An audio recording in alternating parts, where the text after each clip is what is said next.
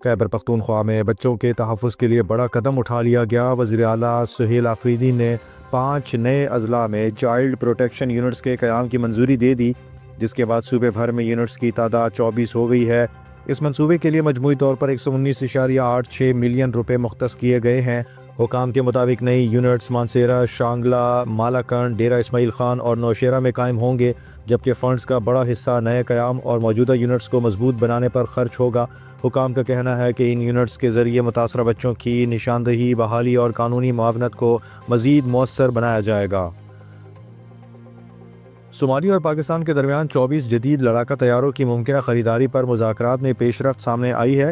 Media reports کے مطابق Somalia Pakistan سے JF-17 تھنڈر طیارے خریدنے کے لیے اعلیٰ سطح پر بات چیت کر رہا ہے۔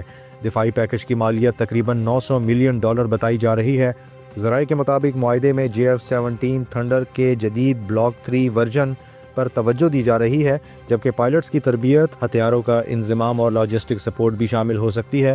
دفاعی ماہرین کا کہنا ہے کہ یہ معاہدہ طے پانے کی صورت میں صومالیہ کی فضائی صلاحیت کی بحالی اور افریقہ میں سیکیورٹی توازن پر اثر انداز ہو سکتا ہے۔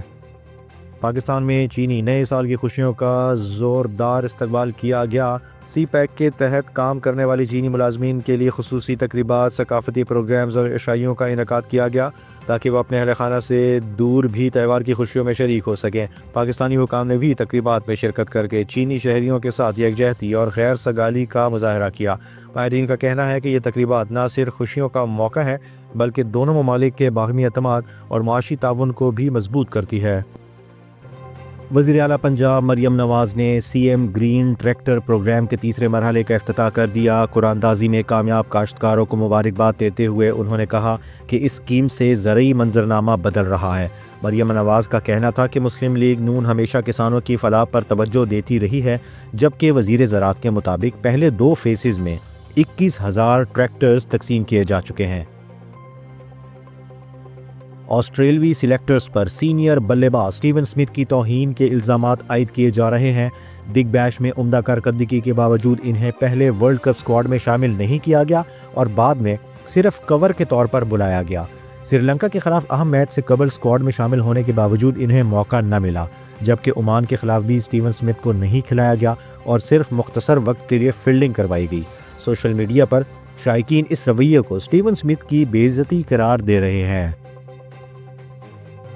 برطانیہ کے بادشاہ چارلز کو 2019 میں سابق برطانوی شہزادے اینڈریو ماؤنٹ بیٹن ونزر کی خفیہ ڈیل سے خبردار کیے جانے کا انکشاف ہوا ہے۔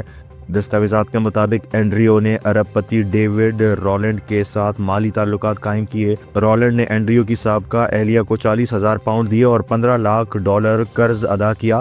حال ہی میں اینڈریو کو جیفری ایپسٹن سے متعلق خفیہ سرکاری دستاویزات کے شعبے میں گرفتار کیا گیا، لیکن بعد میں رہا کر دیا گیا۔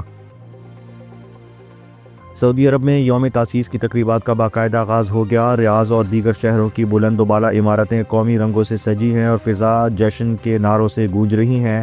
ملک بھر میں ثقافتی پروگرامز، موسیقی اور عوامی تقریبات جاری ہیں، جہاں سعودی شہری پہلی سعودی ریاست کے قیام کے 300 سال مکمل ہونے پر تاریخی دن کا بھرپور جشن منا رہے ہیں۔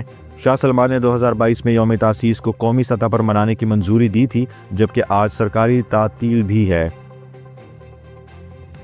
سابق انگلش کپتان مائیکل وان نے خبردار کیا ہے کہ انگلینڈ کی کرکٹ انتظامیہ کو دی 100 میں بھارتی ملکیت والی فرنچائزز کے ذریعے پاکستانی کھلاڑیوں کو نظر انداز کرنے کی اجازت نہیں دینی چاہیے۔ کالم کے مطابق اگر پاکستانی کھلاڑی سیاسی یا 2 طرفہ کشیدگی کی بنیاد پر منتخب نہ کیے گئے تو یہ ٹورنامنٹ کی روح اور انگلش کرکٹ کی ساکھ دونوں کے لیے نقصان دہ ہوگا۔ مائیکل وان نے زور دیا کہ انتخاب صرف میرٹ کی بنیاد پر ہونا چاہیے، نہ کہ قومی شناخت یا سیاسی وابستگی کی بنیاد پر۔ پاکستان نے سرحد پار دہشت گردی کے بڑھتے خطرات کے پیش نظر افغانستان کے مشرقی علاقوں میں انٹیلیجنس بنیادوں پر فضائی کارروائی کرتے ہوئے 7 اہم دہشت گرد ٹھکانوں کو نشانہ بنایا۔ ذرائع کے مطابق صوبہ پکتیکا کے ضلع برمل اور ننگرہار کے ضلع خوگیانی میں جٹ طیاروں نے شدت پسندوں کی پناہ گاہوں اور مبینہ تربیتی مراکز کو تباہ کیا۔ دھماکوں کی آوازیں دور تک سنی گئیں۔ وزیر اطلاعات کا کہنا ہے کہ کارروائی خارجی عناصر، فتنۃ الخوارج اور ان سے منسلک گروہوں کے خلاف نہایت درستگی اور احتیاط سے کی گئی۔ بیان میں کہا گیا ہے کہ حالیہ خودکش حملوں کے ناقابل تردید شواہد افغانستان میں موجود قیادت اور ہینڈلرز کی جانب اشارہ کرتے ہیں۔ پاکستان نے عبوری افغان حکومت سے مطالبہ کیا ہے کہ وہ اپنی سرزمین دہشت گردی کے لیے استعمال ہونے سے روکے۔ پاکستان نے عالمی برادری سے بھی دوحہ معاہدے کے تحت طالبان حکومت کو ذمہ داری پوری کرنے پر آمادہ کرنے کا مطالبہ کیا ہے۔ ایران اور امریکہ کے درمیان کشیدگی میں مزید اضافہ ہو گیا۔ امریکی بحری بیڑا USS گیرلڈ R.فورڈ بحیرہ روم میں داخل ہو گیا، جبکہ اردن کے ایئر بیس پر درجنوں لڑاکا طیارے تعینات کر دیے گئے ہیں۔ امریکی صدر ڈونلڈ ٹرمپ نے ایران کو ڈیڈ لائن دیتے ہوئے سخت موقف اپنایا ہے۔ ایرانی صدر مسعود پزشکیان کا کہنا ہے کہ ایران دباؤ میں نہیں آئے گا۔ ادھر یونائیٹڈ نیشنز نے بڑھتی کشیدگی پر تشویش ظاہر کرتے ہوئے سفارتکاری پر زور دیا ہے، جبکہ ایران نے کسی بھی جارحیت کی صورت میں بھرپور دفاع کا عندیہ دیا ہے۔ آرگنائزیشن آف اسلامک کارپوریشن نے اسرائیل میں امریکی سفیر کے بیان کو ناقابل قبول قرار دیا ہے۔ سعودی عرب نے اس معاملے پر United States Department of State سے وضاحت طلب کر لی ہے۔ امریکی سفیر مائک ہاکبے نے کہا ہے کہ پورے مشرق وسطی پر اسرائیل کا کنٹرول قابل قبول ہو سکتا ہے، جس پر شدید رد عمل سامنے آیا۔ سعودی حکومت نے بیان کو غیر ذمہ دارانہ اور بین الاقوامی قوانین کے منافی قرار دیتے ہوئے کہا ہے کہ ایسے موقف خطے کے امن و استحکام کے لیے خطرہ بن سکتے ہیں۔ سعودی ولی عہد محمد بن سلمان نے مدینہ منورہ میں واقع مسجد قباء میں حاضری دی، جہاں انہوں نے نوافل ادا کیے اور امت مسلمہ کی ترقی و خوشحالی کے لیے خصوصی دعا کی۔ ولی عہد کے ہمراہ گورنر مدینہ منورہ شہزادہ ترکی بن محمد بن فہد بن عبدالعزیز سمیت شاہی خاندان اور حکومتی شخصیات بھی موجود تھیں۔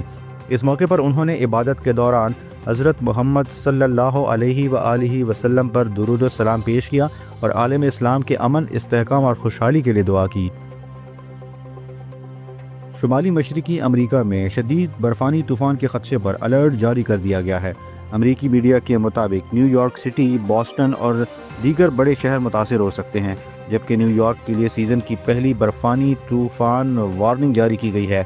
ماہرین موسمیات کا کہنا ہے کہ طوفان اتوار کو مشرقی ساحل کے قریب بم سائیکلون میں تبدیل ہو سکتا ہے اور وارننگ ڈیلاویئر، نیو جرسی اور جنوبی نیو انگلینڈ تک پھیلی ہوئی ہے۔ فلاڈیلفیا سے بوسٹن تک 1 فٹ یا اس سے زائد برف باری کا امکان ہے۔ پروازیں متاثر ہو سکتی ہیں، جبکہ تیز ہواؤں کے باعث درخت گرنے اور بجلی کی بندش کا بھی خدشہ ظاہر کیا گیا ہے۔